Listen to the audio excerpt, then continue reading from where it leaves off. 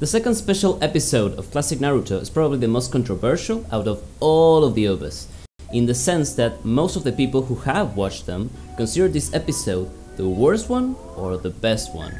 There's not much middle ground on this topic.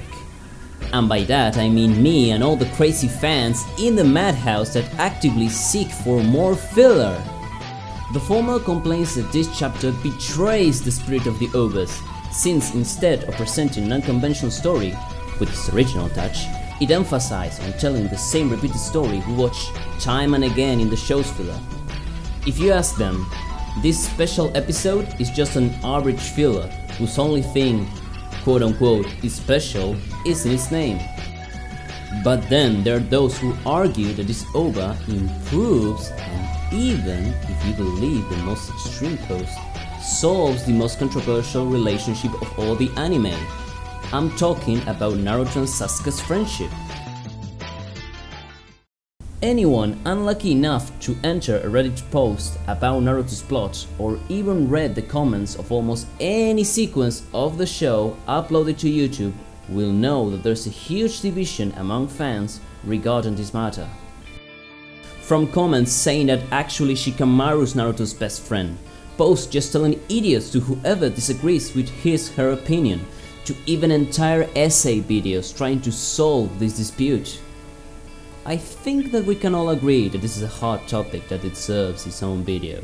But amidst all this, what has this forgotten episode to offer? What links this OVA with Sasuke and Naruto? Well, according to its staunch defenders, this chapter does a better job than many canon episodes in showing how the two protagonists, despite their difference, were great friends before the incident with the Sound Village. So, who is right? Is this the most mediocre OVA? The most important one? Or maybe there is some truth in both opinions? Welcome to Searching the Good Filler, where we will be analyzing every filler based on how fun it is and how much it enhances the canonic plot. Today's episode covers the second OVA, Mission: Protect the Waterfall Village. Released in 2003, the episode is located between the first and second season of the show, just like the previous OVA. I will begin the analysis by saying that we just need to watch 5 minutes of this episode to understand why so many people dislike it. The place where the story unfolds is the Waterfall Village, right? A town that is so dull as its name suggests, where there is nothing special that makes it stand over the average village we encounter in most fillers. There is neither an architecture that stands out, nor any interesting character living here, nor any relation with any canonic place whatsoever, so you can already go forgetting the idea of ever seeing this town again. There's nothing memorable here, and we're just getting started. The plot of the episode revolves around an attack on this village. How original. And who is the leader that will face this threat? An inexperienced young man whose entire personality is based solely on one flaw. You see, he's a coward, and the OVA show this again and again and again and again until you're sick of this, thus leaving us with a boring one-dimensional character, since it doesn't have any other trait that defines him. But don't you worry, because this flaw will be overcome by the unmatched help of Naruto and his motivational quotes that we definitely haven't heard a dozen times before. These advices will allow the character to grow and overcome his limits, becoming the leader the village needs. In other words, since his personality was that flaw, he will now be a perfect character. I know he was willing to sacrifice his life to save his village. That's not something an ordinary man would do. To risk everything like that, that's a hero. Your old man was my kind of guy. Who the fuck is Sigmund Freud? I only know my man, Naruto Uzumaki. Yet, none of this could have been possible if not for a villain that pushes this new character through his limits, all thanks to his evil plan. A plan that obviously is so interesting and by no means is reduced to something as boring and cliché as I want to steal something and destroy the whole village cause I'm bad. What do you think we're watching? Some filler episode? Suyen, you were once our most respected shinobi. How could you betray us this way? Are you planning on taking over the village? What would I want with this pathetic collection of huts? No, I've come for the hero's water. Wait, that's all? That's his plan? Are you telling me that there's no reason on why he wants that water? So, he just wants something to drink? Or villain is just thirsty, nothing more? Fuck me, why am I watching this? But wait, don't forget about his evil minions, the sexy lady and the strong guy. Where did I seen them before? Archetypes that reduce to pointless dialogue and give a reason to our secondary canon characters to fight and have something to do in the story, and hid the fact that they're here only for fan service. Thanks to them, we can enjoy ourselves watching exciting battles where we don't know who's going to survive, our heroes, the villains, or us watching something so boring and predictable. Ah, isn't it great? Leaving the jokes aside, I think that if you ever watch at least one filler season and pay attention to the image I put on screen, you would have realized by now that this is an exactly copy of at least half the filler episodes of classic Naruto. Jesus, even Kakashi disappears as soon as the episode starts because some bullshit excuse. These type of stories are by far the most repeated out of all Naruto and the ones that takes the most episodes to make. I would dare to say that all of this is the main reason for the filler's bad reputation. Just look at all the poor narrative elements I just described. And no, I'm not exaggerating when I say these episodes are super repetitive.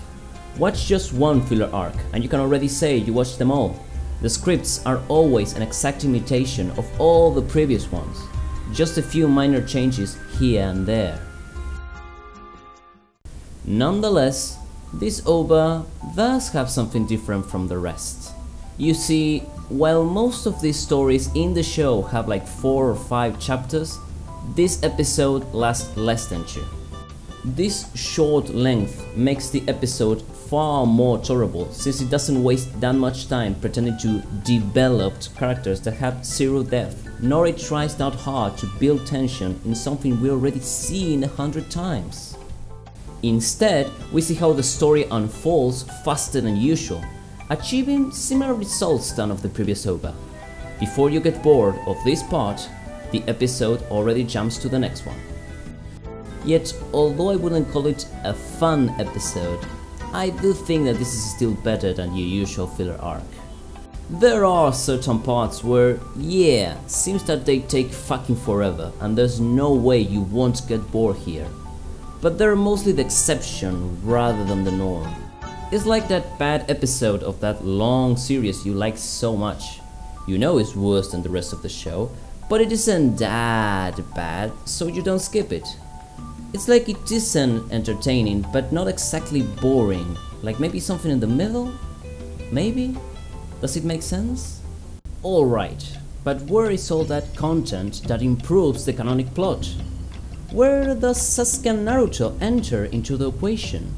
Well, remember when I said that the only thing special about this OVA was its short length? I lied. Remember, Sally, when I promised to kill you last? That's right, Major. You did. I lied. While most of the fillers take place after Sasuke escaped the village, and therefore we never see him again until Shippuden, this chapter is located before that, remember? So this is one of the few exceptions where the 3 main characters are together. I can only think of 2 other fillers where Team 7 is still united. The first Naruto movie and the Land of the Tea arc. In the former, Sasuke is just there in the background. He doesn't really do much and could easily be cut from the movie and it won't change anything. His only function in the story is to show his great powers and nothing more. Just fan service. But that's different in the Land of the Tea arc. You know, the one where Team 7 must escort a guy so he can win a race? And this guy was related to this other Scar guy from the Turing exams, where the bad guy had an umbrella? Up there!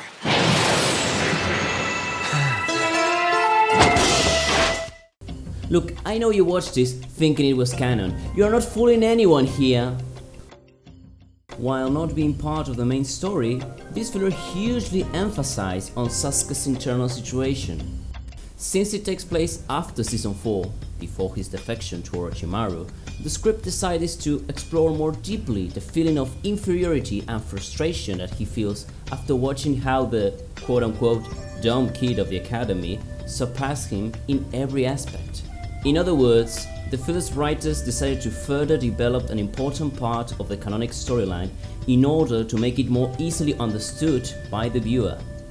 And I must say that I think it works, at least for me. I believe that thanks to this little story, I could understand at the moment why Sasuke was suddenly so mad at Naruto, and why it seemed like he was regressing all the advances he had made throughout the series. For him, this was like going back to his childhood, when he felt inferior in the eyes of his family, always under the shadow of his more talented brother. Now he has been relegated once again to a second place, this time by his friend Naruto, thus confirming the hideous words of Itachi. You're still too weak. You don't have enough hate. That's why this whole sequence where Naruto defeats the Mary Poppins guy alone, even though Sasuke gave everything and despite that failed, just reinforces this idea. And so at the end of the story, we get why Sasuke doesn't share the happiness of his friends after succeeding their mission, foreshadowing the events that will occur in the next season. If you ask me, this little part of the story is what makes this whole arc worth watching. Although I might be exaggerating just to tell myself that no, that I didn't waste my time watching such a terrible plot about this stupid race thinking that this bullshit was canon. Ugh, am I suffering from a case of Stockholm Syndrome? Anyhow, back to the OVA. I can say that this plot does something similar with Sasuke, but since it occurs before the fight with Gaara, it put its attention in another important aspect of the story, showing us how much the friendship between Naruto and Sasuke actually grew before this latter combat. And this isn't done in a forced way where the personality of one or the other radically change or something like that, just to tell us that they're besties. Quite the opposite. Their fierce rivalry is still there, but we can see that there's more than that. That their friendship has evolved, that they help and protect each other because they really appreciate one another. And the OVA achieved this because the relation doesn't reduce to help themselves in battle, but also in how they interact with one another, in little things that show that their bond is strong even when the danger is over. It is developed in such an organic and cool way that I kinda wish to see more scenes like this in the canon. And this is why there's a group of people that likes this OVA so much. If you asked me to create a filler storyline for Naruto, I would do two things. 1. Confirm Sasanaru, and 2. Give more development to whatever the fans are demanding. And you already know that it's easy to find people that dislike how the friendship of the main protagonist is handled. That's why I can say without any doubt that this filler really tries to improve our experience with the show's canonical story. Yet, despite all of this, I'm not that convinced that this saves the filler, nor that it changed dramatically the way you feel about Naruto and Sasuke's friendship. At the end of the day, this is just some extra content whose main story isn't near as interesting. So, is this worth watching? Well, that depends on you. Several people believe that this episode succeeded in improving a key part of the canon story, and I won't deny that the OVA does indeed a great job in that aspect. And maybe that's what you're looking for. But I also won't hide the long list of troubles that it has and that will surely ruin the experience for many of you. Whatever the case, my job here is done. I already gave you the tools necessary to take a decision. The final answer is yours. Thank you so much for watching. If you don't know what an OVA is, or you didn't watch my review of the first one of Classic Naruto, you can click right here. Since it's late October, in the next video I will be analyzing a horror game. But don't you worry, because after that, the OVA reviews will continue. Don't forget to like, subscribe and leave a comment, it helps immensely. Special thanks to the other partner by accident for editing the video. Have a nice day and see you on the next one. Bye.